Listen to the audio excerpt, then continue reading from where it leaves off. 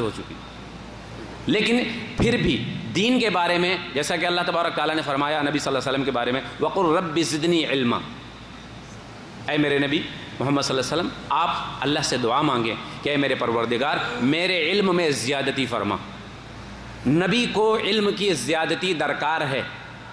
نبی اللہ سے اپنے علم کی زیادتی کو طلب فرما رہے ہیں.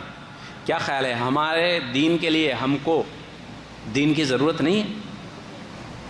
شرک کے بارے میں جاننے کی ضرورت نہیں ہے؟ بدرجہ اولا ضرورت ہے. ہم کو تمام لوگوں میں سلف صالحین کے مقابلے میں بہت ہی اہمیت کے ساتھ اس درس کو ہمیں سننا چاہیے، اور اس درس میں جو توحید کی باتیں ہوتی ہیں انہیں نہ اپنانا چاہیے. اور ہمیں یہ زیادہ ضروری ہے کہ ہم اپنے دین کے بارے میں علم حاصل کریں اور توحید کے بارے میں جانیں. قال كتاب التوحيد باب الشفاعة. ما هي الشفاعة؟ ما تعريف الشفاعة؟ ما معنى الشفاعة أولا في اللغة؟ قالوا الشفاعة من شفاعة أي من اثنين، وهو ضد الواحد الوتر. الشفع ضد الوتر. الوتر هو الواحد والشفع هو الاثنين. قال جل وعلا والشفع والوتر. قالوا يعني يوم عرفة ويوم النحر هذا الشفع، والوتر يوم ايش؟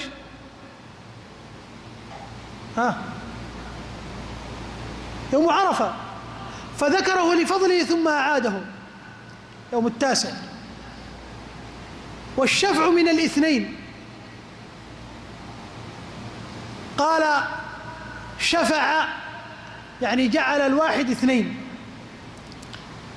وتعريف الشفاعة جلب النفع ودفع الضر. يقول سأشفع لك. لماذا تشفع لي؟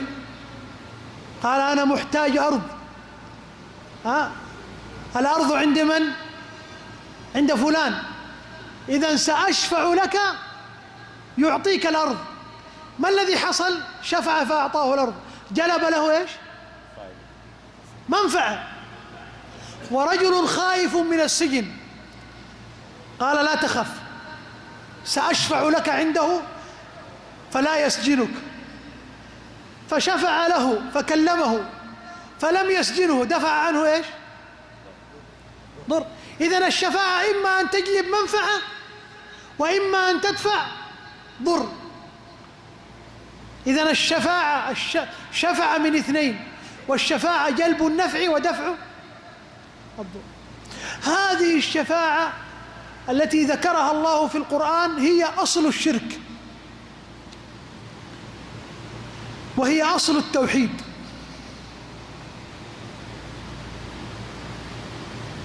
الموحدون يشهدون بشفاعة النبي صلى الله عليه وسلم عند الله، والمشركون يشهدون بالشفاعة عند الأولياء.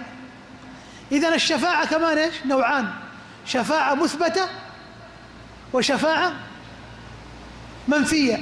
ما هي الشفاعة المثبتة؟ كل شفاعة أثبتها الكتاب والسنة يثبتها الموحدون. كل شفاعة ذكرت في القرآن والسنة هي شفاعة حق. هذه تسمى شفاعة إيش؟ مثبتة. وشفاعة منفية، أهل القبور والمخرفين يأتون بشفاعات شركية، نقول لا، هذه شفاعة منفية. بعد هذه المقدمة البسيطة سأتكلم ما هي الشفاعة المثبتة والشفاعة المنفية وشروط الشفاعة. لن نذكر اليوم آيات، لكن سنبين الكلام عن الشفاعة، لأنه أصل الشرك وقع في هذا الباب في الشفاعة. فإذا عرفت هذا عرفت الشرك. نعم. الكلمة بداية أكرر. طيب، تكلمنا مرة أخرى على إيجاز أن الشفاعة من الشفع من اثنين. شفع يعني إيش؟ جعل الواحد اثنين، والشفع والوتر اثنين وواحد. والشفع ضد إيش؟ الوتر، والوتر ضد الشفع. لما يقول وتر يعني واحد. إن الله في الحديث إن الله وترا، يعني إن الله واحد. والشفع يعني اثنين.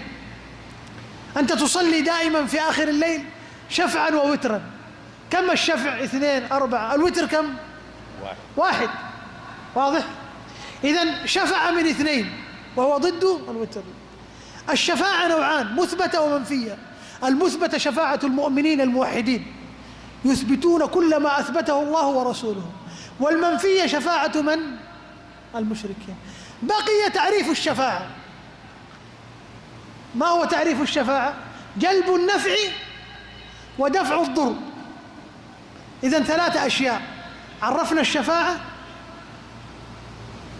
وبينا ما معنى الشفع، وبينا أن الشفاعة نوعان، مثبتة، وإذا نسيت ذكرتك.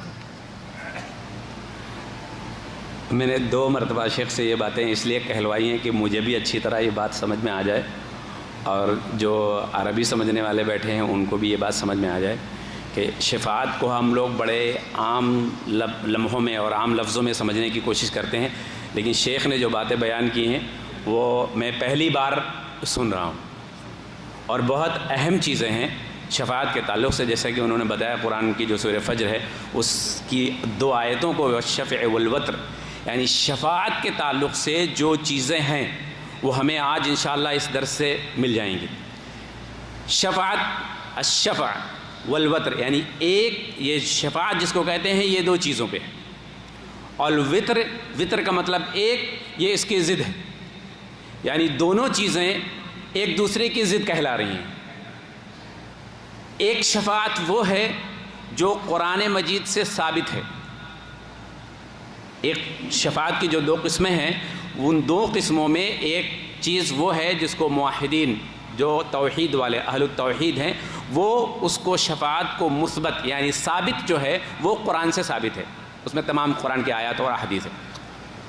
ایک شفاعت وہ ہے جس کے مشرکین قائل ہیں، یظن بها المشرکون القائل، یعنی اس کے بارے میں، اس شفاعت کے بارے میں جو مشرکوں کا گمان ہے، خیال ہے کہ یہ اہل القبور اور یہ جو اور غیر اللہ کے علاوہ جن سے شفاعت طلب کی جاتی ہے یہ شفاعت منفیہ ہے، یعنی یہ جائز نہیں ہے. یہ چیز تو ہماری سمجھ میں آئے گی. ایک چیز جو شیخ نے کہی الوتر، جیسے کہ انہوں نے مثال دے کے بھی سمجھائی، آسانی سے بات سمجھ میں آتی ہے کہ ہم رات کی جو نمازیں پڑھتے ہیں شفع وتر، شفع وتر یعنی 2 2، یہ شفع کیا کہلائیں گی؟ ڈبل 2. اور یہ آگے کی جو ہے الوتر، وتر کیا ہے؟ 1. جیسے حدیث پڑھ کے آپ کو سنائی، ان اللہ وترن، اللہ کیا ہے؟ وتر ہے، 1 ہے. شفاع میں جو 2 چیزیں آئی ہیں اس کی جو تعریف شیخ نے کی ہے وہ یہ کہ شفاعت کا مطلب کیا ہے کہ آپ اس سے فائدہ لے لیں، جلب المنفعہ کی شفاعت کا مطلب یہ ہے کہ آپ فائدہ اخذ کر لیں گے، ودفع الضر، اور نقصان کو اس سے دفع کر دیں گے.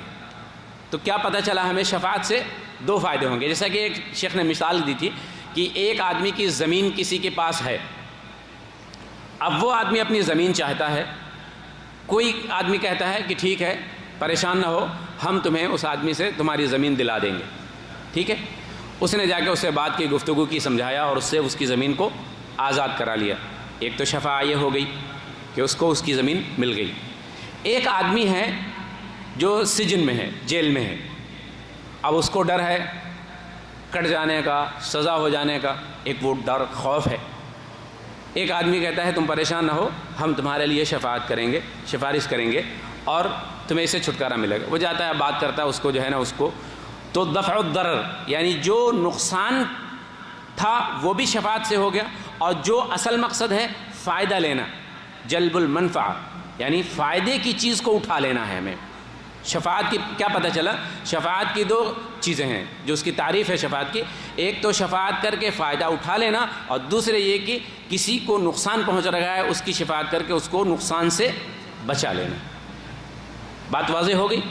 شفاعت سمجھ میں آئی. اور 2 جو شفاعت کی جو شرعی اصطلاح میں جس کو کہا جاتا ہے جب شفاعت مثبتہ و شفاعت منفیہ، یعنی ایک تو شفاعت وہ ہے جو ثابت ہے قرآن مجید سے، جو اہل توحید کے وہاں مقبول ہے، اور ایک وہ ہے شفاعت جو جس کے